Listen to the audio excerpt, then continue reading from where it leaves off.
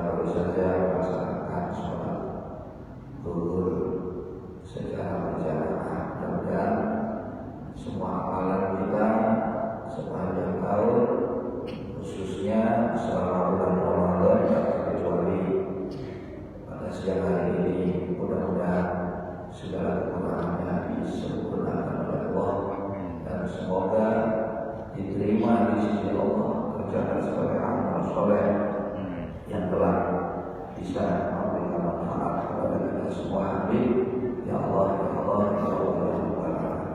Hadirin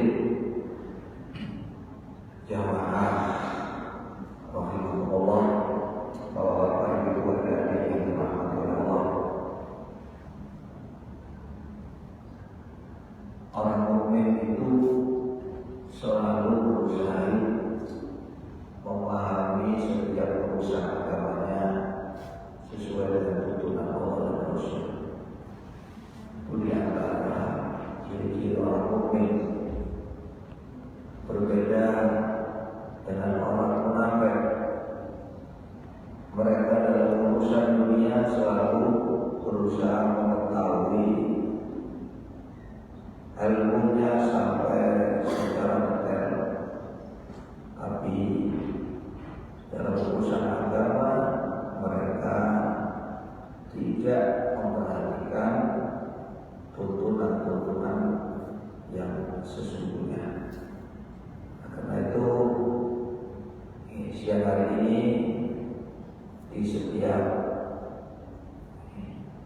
amalia kita lewat kegiatan siang hari ini berharap agar tidak sekedar beramal, tapi bagaimana beramal yang berkualitas, amal yang dilandasi pengetahuan, keilmuan, sesuai dengan yang diinginkan oleh Allah dan Rasul.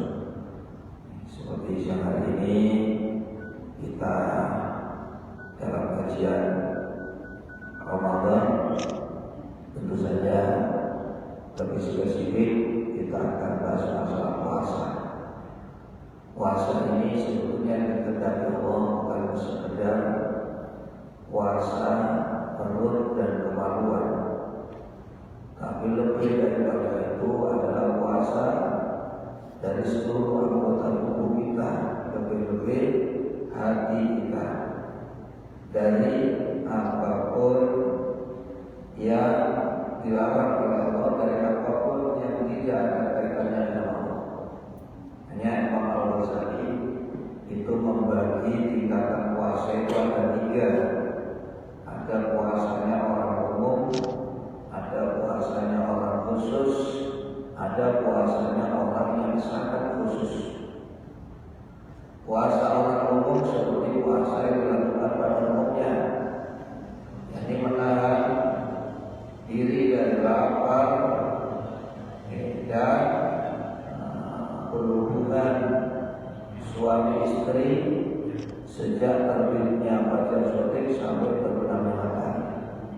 Ini puasa rata-rata, tidak makan, tidak minum, dan tidak bersetubuh sampai tenggelamnya matahari. Ini puasanya orang umum. Ada puasa orang khusus, orang soleh. Jadi bukan hanya puasa perut dan kemaluan, tapi juga 5 panca indera berpuasa. Wajah, mulut, mata, telinga, kedua tangan dan kedua kaki juga berpuasa. Terutama yang banyak merusak puasa kita ini ditimbulkan lewat mulut. Merusak dalam artian kata bukan batal, tapi yang merusak itu pahalanya sangat disayangkan. Kita berpuasa tapi tidak mendapatkan pahala, imbalan, dampak positif dari ibadah puasa kita. Yang mana puasa itu menghapus dosa. Puasa itu mendekatkan diri seseorang kepada Allah, semakin mendekatkan diri Allah tentang Allah. Puasa itu menjadikan seseorang itu selalu bersyukur kepada Allah, ini kalau puasanya itu diterima alias diberikan pahala. Jadi puasa yang dikehendaki Allah itu bukan sekedar tidak makan dan tidak minum dan tidak bersetubuh, tapi lebih daripada itu menahan diri dari segala apa yang dilarang oleh Allah. Dari mata dikosong oleh Yesus mulai pagi sampai maghrib, mulut, telinga, tangan, kaki dari perkara yang diharamkan. Nah, ini puasa orang soleh, orang khusus. Ada yang paling khusus, Isomu khawas. Jadi bukan hanya anggota 5 yang puasa, tapi hati kita juga berpuasa dari memikirkan hal-hal yang tidak ada kaitannya dengan Allah. Jadi hati kita ini hanya melulu memikirkan yang berkaitan dengan Allah. Putus hubungan dengan memikirkan apapun yang tidak ada hubungannya dengan Allah. Ini ibadah yang sangat sulit. Sangat sulit, namun bukan berarti tidak bisa kita lakukan. Jelas, Riki sakit, bisa, siapapun bisa puasa, tapi memang berat. Nah, nanti hari rayanya pun berbeda, tergantung puasa yang dijalani. Nah, begitu juga hari raya, ada hari raya orang umum, ada hari raya orang khusus, ada hari raya orang yang sangat khusus. Kalau puasanya umum ya hari raya umum, merasa senang karena sudah boleh makan, mendapatkan pakaian baru, banyak makanan yang beraneka macam ragamnya, banyak mendapatkan hadiah dan kegembiraannya yang berupa hal-hal yang bersifat materi. Berbeda dengan orang yang berpuasa khusus. Nah, ini yang disebut Allah, man shoma Ramadan imanan wa ihtisaban ghufira lahu ma taqaddama min dhanbihi wa ma ta'akhkhara. Siapa berpuasa karena iman, karena berharap ridha Allah, maka Allah ampuni dosa dia yang lalu dan dosa yang akan datang. Dalam ayat Al-Quran Al-Baqarah ayat 183, ya ayyuhalladzina amanu kutiba alaikumusyamu kama kutiba alal ladzina min qablikum la'allakum tattaqun. Jadi puasa itu ingin membentuk kita agar menjadi manusia yang bertakwa kepada Allah, mengerjakan perintah, meninggalkan larangan. Nah, ini puasa yang seperti apa? Ini puasa yang diinginkan Allah, yang dikehendaki Nabi, yang diatur oleh syariat, itu ya sunni puasa. Menahan diri dari apa saja yang dilarang oleh Allah. Hanya ada satu hadis, umatku itu selamanya tidak akan dihinakan, tidak akan disengsarakan oleh Allah selama mereka memuliakan dan mengagungkan bulan Ramadan. Inna ummati lam yujzau abadan ma aqamu syahr Ramadan. Sahabat bertanya, qalu wa ma khisyatuhum ya Rasul, bagaimana hinanya umat jenengan?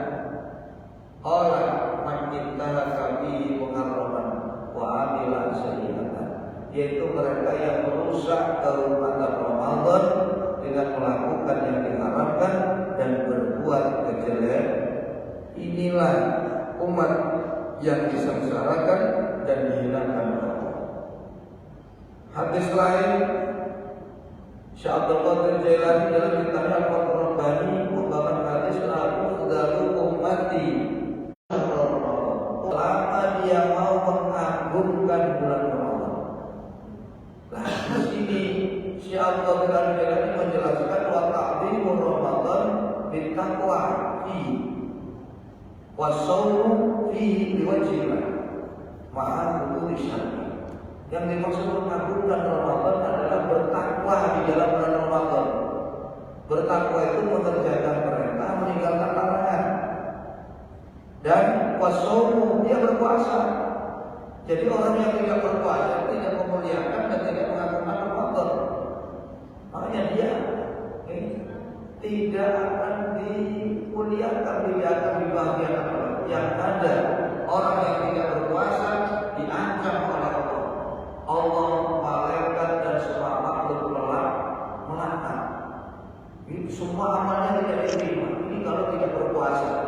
tanpa ada udzur yang diterima oleh syariat, semua amal kebaikan kita dihapuskan oleh.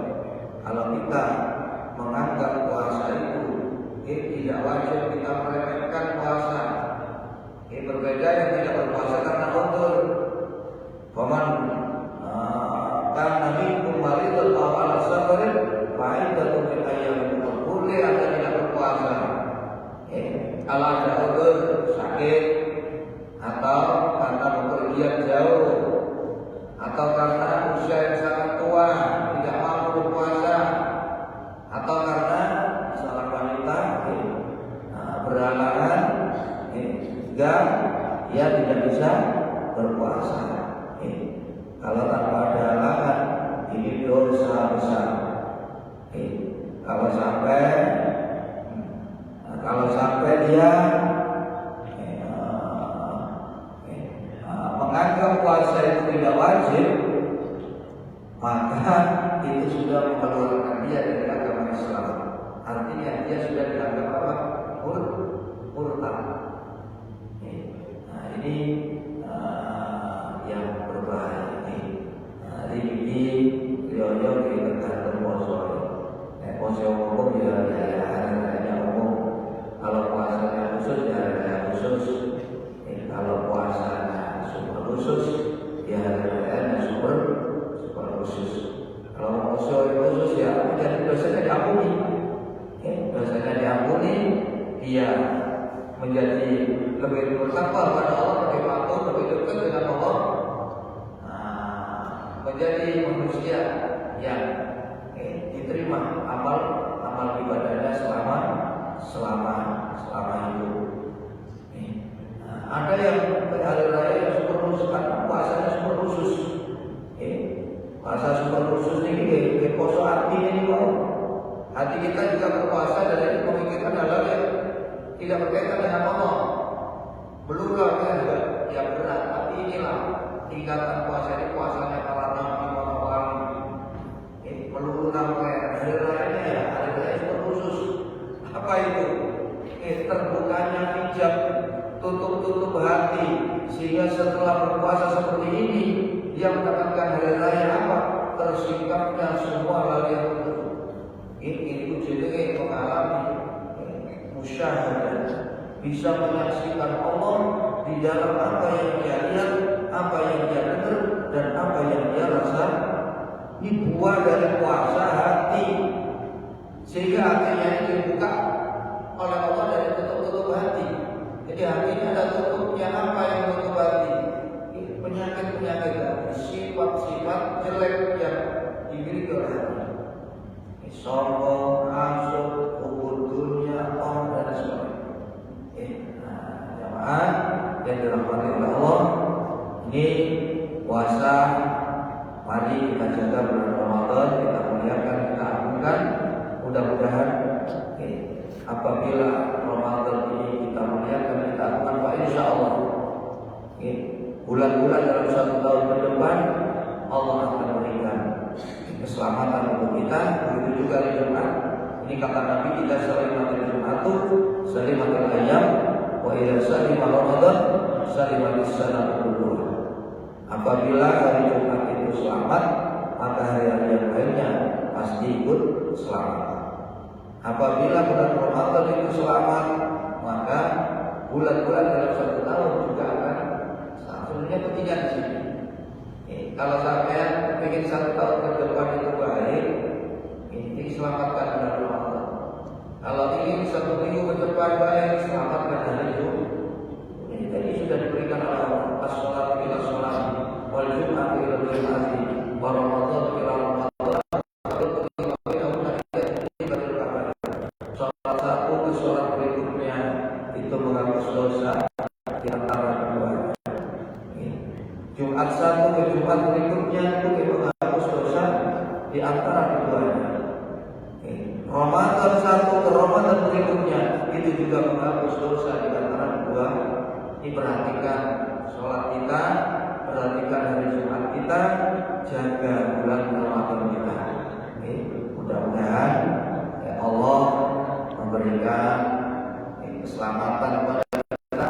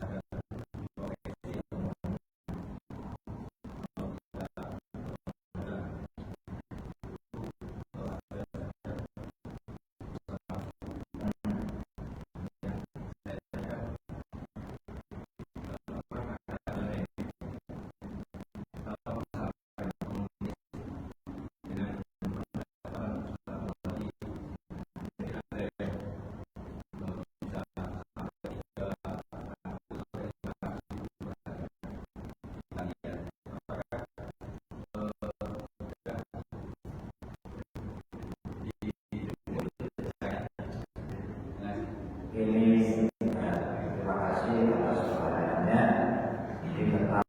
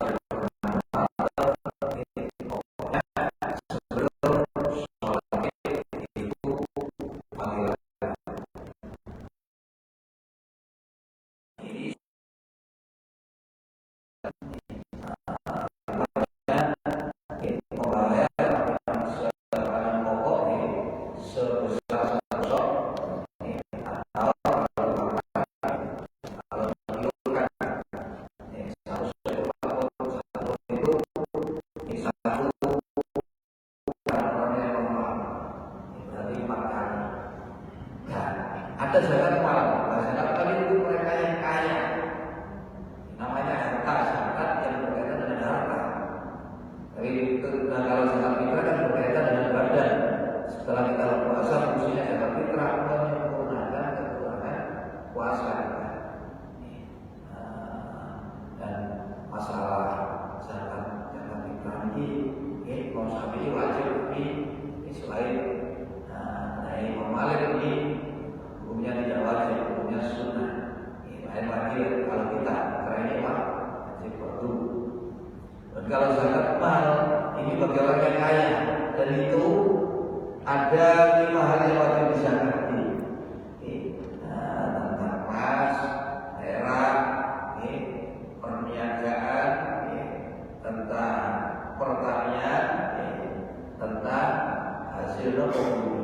Ini perniagaan, dagang, profesi.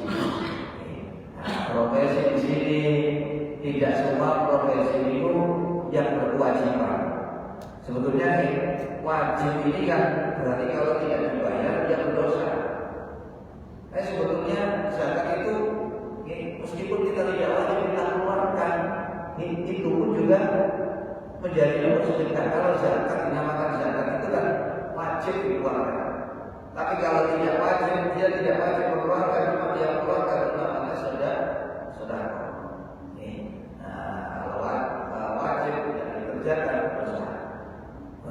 Jadi kalau zakat mal itu dalam profesi itu ada batas minimal, ada hitungan haul 1 tahun, 1 tahun sampai batas nisab.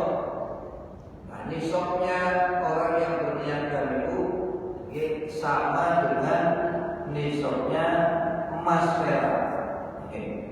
Pinter emas perak ini, tapi syarat setahun, emas perak juga setahun. Nisabnya emas ini kan kurang lebih 93 sekian. Ini kita kenakan sekitar 100 gram. 100 gram kita hitung. 1 gram itu berapa? Kalau diuangkan, misalnya 1 gram 500.000. Jadinya 50.000 ini kalkulasi penghasilan untuk modal ini pertama sama modal. Setelah modal itu sudah dikeluarkan, yang dihitung itu penghasilan, seperti rumah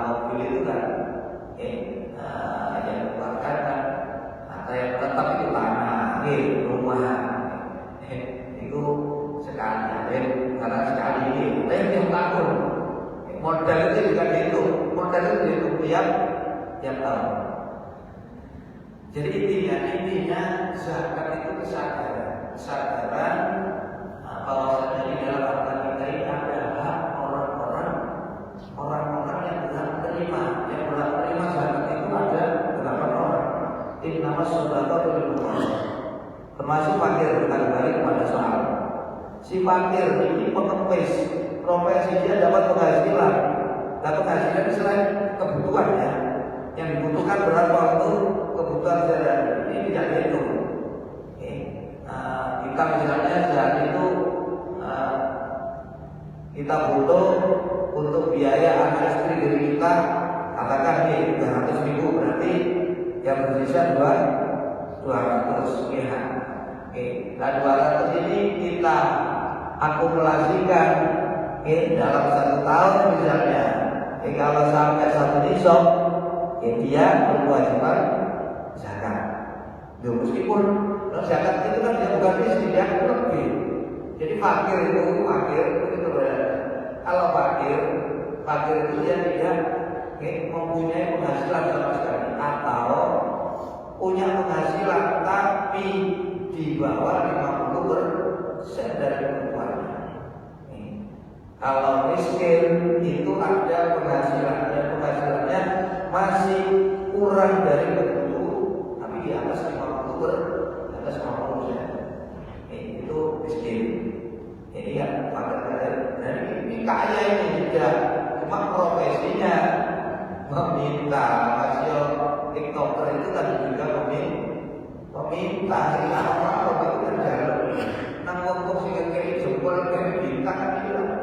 Kayak itu dari bahasa orang kan apa jalur. Nah itu terus suge TikToker itu tetap. Ini profesinya apa?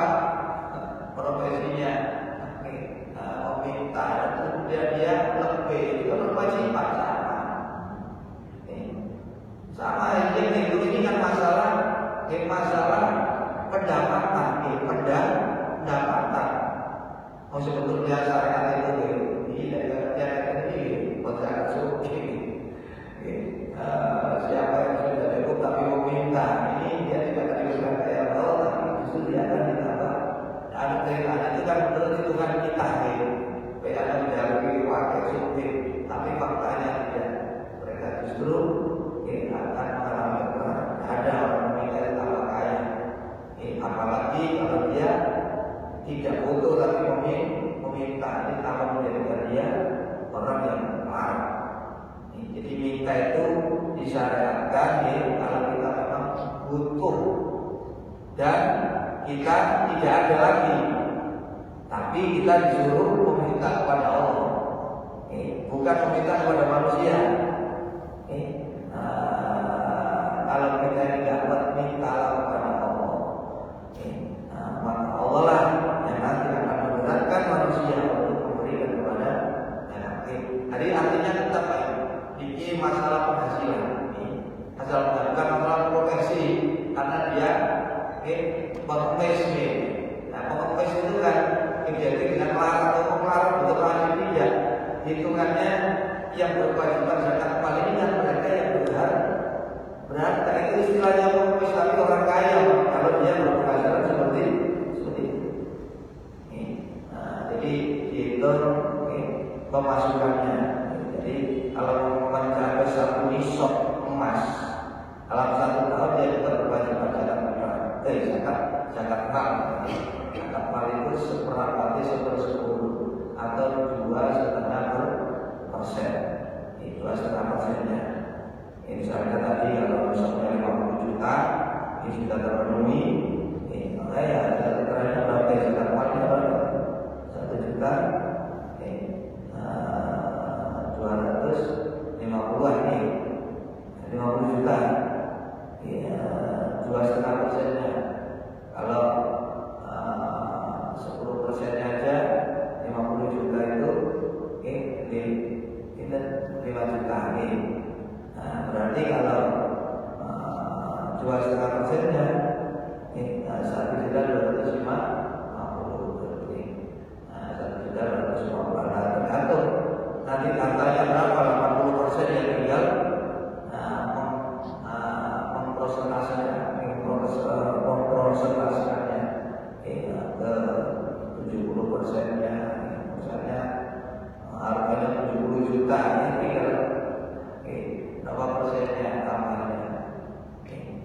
bukan masalah profesi penghasilan. Cuma profesi juga ada pengamen, ada profesi. Jadi profesi itu jadi tidak mau melarang, tapi ada profesi juga kayak gitu, tiktoker, pengamen, dan lainnya. Pengamen ini ada penghibur di dalam sana kan penghibur rasa senang hanya dikasih ya seperti aja apa sampai jadi penghasilan kalau mau penghasilan yang itu sesuai batasan kewajiban zakat ya dia wajib keluarkan itu di luar kebutuhan.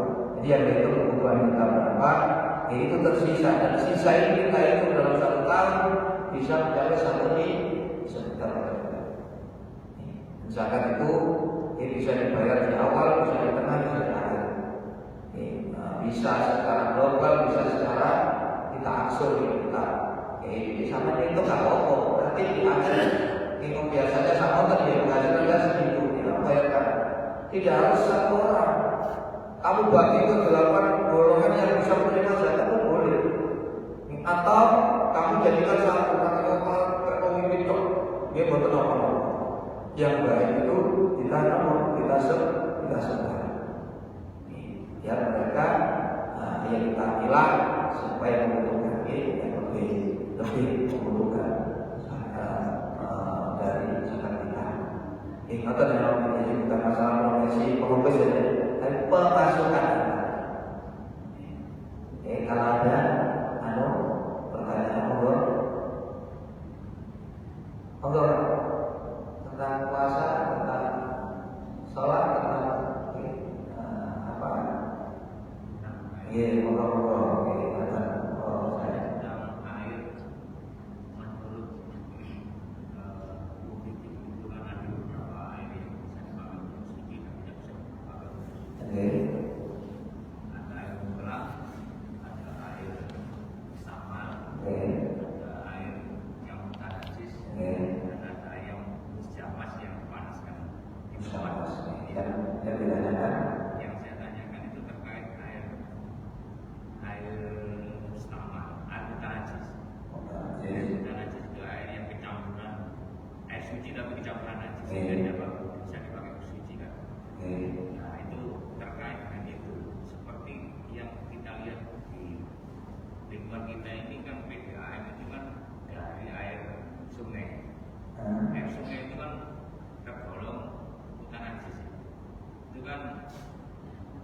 sudah warnanya berubah warna dan ada bangkai, ada sampah, terus habis itu dikelola oleh PDAM sehingga menjadi bersih. Nah, bersih itu kan belum tentu suci. Nah, ini menurut kajian fikih gimana kalau memakai kajian fikih gimana? Dari sumber yang tidak, yang mustakmal dari sumber yang mustakmal terus sehingga menjadi bersih. Tapi apakah menjamin kesuciannya dari bersih? Karena ada istilah bersih belum tentu suci, tapi kalau suci itu sudah tentu bersih. Ini tentang masalah air sungai. Masalah sungai. Air sungai itu kan termasuk air mutlak, belum kena apa-apa. Jadi air mutlak itu air yang belum dijaga yang apa? Air sumur, air sungai. Ini air mutlak. Berbeda dengan kalau sudah memasukkan berbeda ganti karena ada campuran sesuatu. Seperti memasukkan kopi, memasukkan gula, jadi air gula, air kopi. Ini kan bukan nama mutlak lagi. Jadi air sungai ini termasuk salah air mutlak.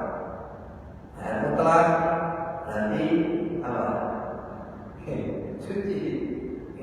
Suci cuma di situ karena ada campuran apa saja yang bisa di sana. Seperti air laut ini kan, itu suci. Air laut ini tiga air mutlak, sami air laut.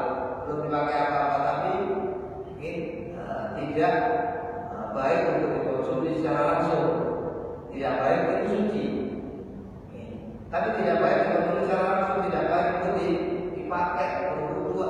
Nah itu masih ada penyulingan sama dengan air laut. Ini kayak di Timur Tengah ini rata-rata pakai apa? Air laut itu disuling. Yang kita pakai wudhu, kita pakai itu air laut semua. Buat mandi itu ya, itu air laut disuling. Tempat penyulingan yang terbesar itu ada di Tokyo. Besar tempat penyulingan. Tokyo dari Hokkaido ya, sekarang perjalanan 1,5 jam, 2 jam. Itu kan air laut disuling untuk menghilangkan zat-zat yang berbahaya. Jadi lebih steril, disterilkan. Ini air sumur kita tahu, air sumur kan suci, tapi juga tidak baik untuk langsung diminum. Ada bakteri yang kotoran sama dengan air sungai. Air sungai suci, kemudian dijadikan PDA dan proses untuk penjernihan, untuk layak, bukan hanya dipakai bersuci, tapi juga dikonsumsi, kan gitu. Jadi yang tetap suci kan itu air sungai dan air yang mengalir. Meskipun di situ ada mengalir itu suci. Kalau tidak mengalir, meskipun air itu banyak, tapi dia berubah warna atau rasa atau bau menjadi najis. Tapi kalau air itu mengalir, mesti kita perhatikan dia mengalir. Ini bukan air yang bukan najis, dia menjadi air yang suci atau mengalir. Jadi istilah kalau suci itu tentu baik, kalau bersih belum tentu suci. Dalam ukuran air ini kan ada batas, air sedikit ada air banyak. Bedanya kalau air banyak kita lebih dari 2 kolam. Air banyak kecampuran najis. Kalau tidak berubah sifat-sifatnya air, itu air tetap suci. Meskipun masukkan apa tapi warnanya tetap tidak berubah, rasanya tidak berubah, baunya tidak berubah dan tetap suci. Berbeda dengan air yang sedikit. Air sedikit itu ada yang kurang dari 2 kolam. 2 kolam itu kurang lebih 200 liter kurang lebih. Dan di situ kemasukan najis sedikit saja. Berubah atau tidak berubah dia menjadi meskipun kelihatan bersih. Tapi dia kan najis. Dia berubah sifatnya air atau tidak sudah menjadi ini di dalam masalah air yang ada dan banyak ada air tersebut. Jadi kalau air suci air yang suci, bukan bukan najis. Kalau bukan najis itu air yang sedikit atau banyak yang bukan apa? Air sungai ini kan sudah lama, sudah air laut, air sungai ini termasuk air kotoran. Bukan air kotoran, air kotoran. Cuma diproses untuk menjadi steril. Seperti air sumur ya, kita masak, kita saring menjadi bersih. Air laut kita suling, kita proses menjadi layak untuk dipakai. Mandi untuk dipakai, makan pun dipakai, minum bisa pun dimasak. Tapi di sana berbeda. Kalau air laut itu bisa dipakai mandi itu. Tapi kalau untuk yang dipakai minum, pakai makan itu lain lagi. Itu dari sumber-sumberan, bukan dari air laut. Kita lagi nonton. Jadi begitu Pak. Jadi tetap itu air suci, air kotoran, air sungai. Iya air sungai. Masih laut itu punya warnanya. Yang kedua masalah kalir. Yang air yang mengalir, air sungai yang mengalir itu kan dalam kategori yang air yang masih bersih. Tapi kalau air mengalir dan sudah berubah warna dan rasa, nanti kita mengatakan berubah warna dan rasa dan bau. Itu kan berarti sudah tidak suci. sudah tidak suci itu seperti selokan, seperti air selokan. Itu mengalir. Dan sedangkan air sungai ini kan mengalir, tapi dia berubah warna, berubah rasa. Ya, otomatis kan ini bisa dikategorikan air tidak najis. Kalau yang kategori air sungai yang murni, yang artinya masih di alam bebas, masih di alam bebas, itu mutlak. Ini sungai campuran ini ya. Itu kan sudah bercampur. Kalau di bawah itu ya laut dan warnanya juga coklat. Jadi sudah tidak begini lagi maksud saya. Kalau yang kedua itu menurut saya itu diambil dari sungai-sungai yang sudah kayak sudah ditampung gitu. Bukan sungai-sungai yang kayak keren itu lewat campuran kayak apa? Kalau yang di Jabir itu dia diambil dari air ini, cuma dia diproses dicampur beberapa kalori atau dalam kategori beberapa beberapa lapis, beberapa tahapan dari tahapan pertama, kedua, ketiga sampai saringan itu terakhir itu bersih, itu kategori bersih, sehingga disalurkan ke masyarakat.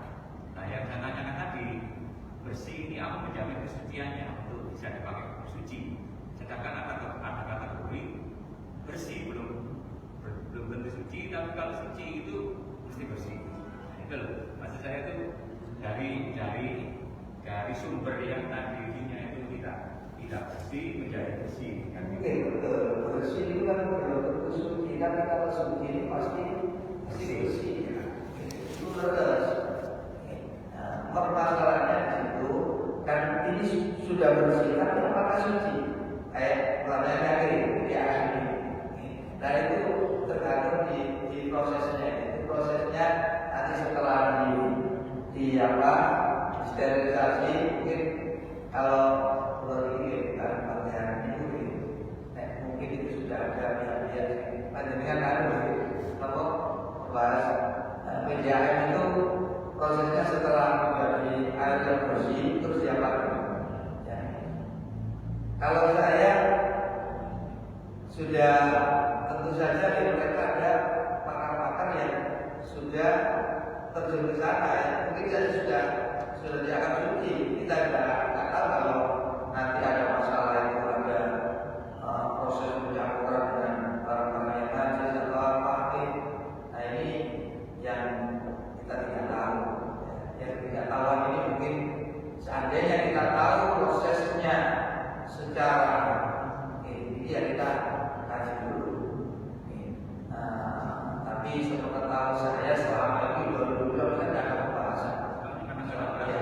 Kadang-kadang itu yang mengalir di masyarakat itu kadang berbeda dengan jadi tersambung kadang ada suara-suara yang melakukan, ada masyarakat melakukan. Jadi airnya kok perlu yang tadi dan malam perlu ini. Nah itu kan sudah terdistribusi di masyarakat.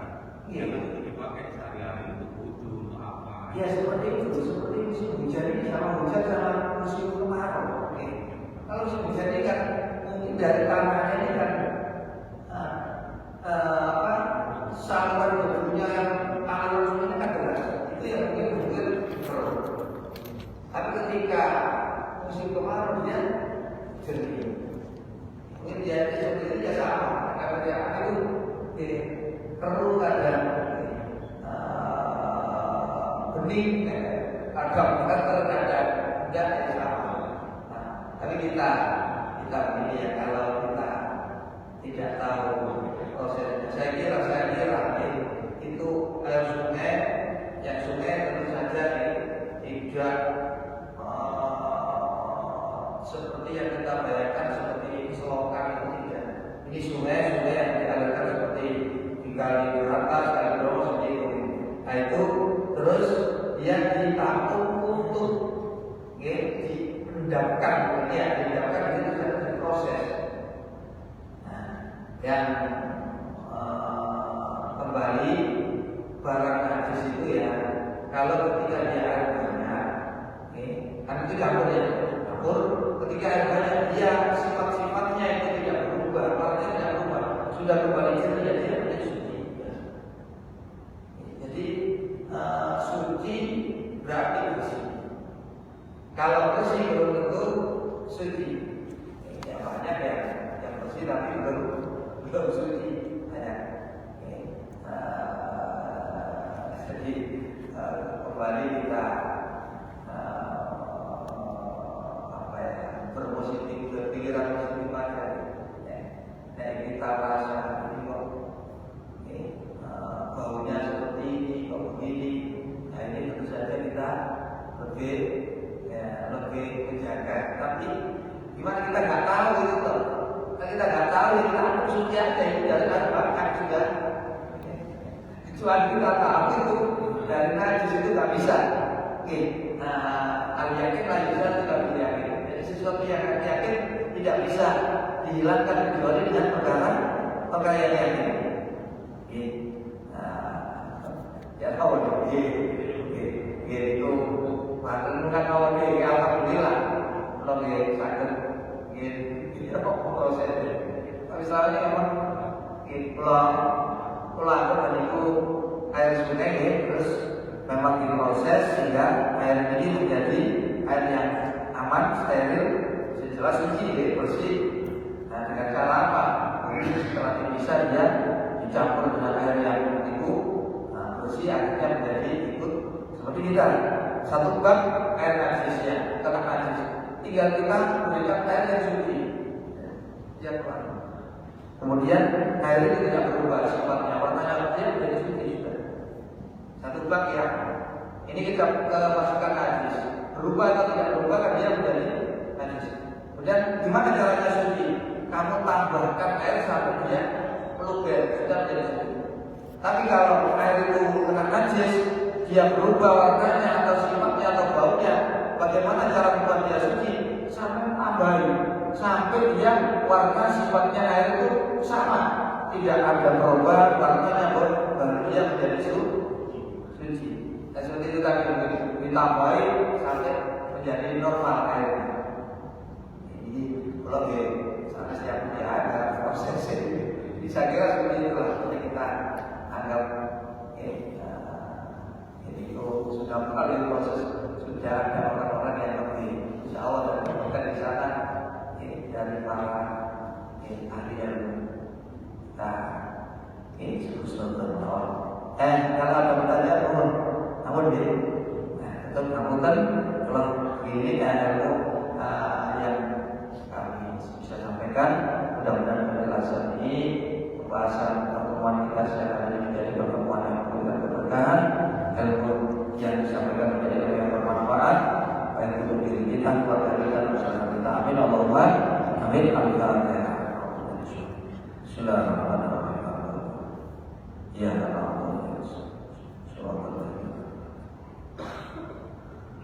Alhamdulillah.